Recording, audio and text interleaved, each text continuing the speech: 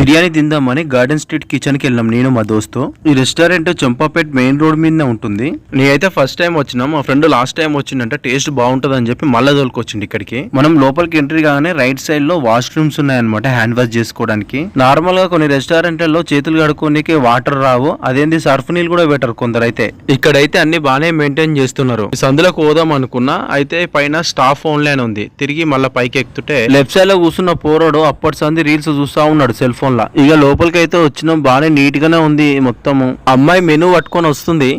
అంటే అప్పుడు అంటే దీక్షలు ఉంటుంది కదా, ఏం చెప్పావు మరి? పన్నీర్ చెప్పావా? నాన్ వెజ్ అంటే నాన్ వెజ్ తిందాం, లేకపోతే పన్నీర్ అంటే పన్నీర్ తిందాం. మీ పేరు?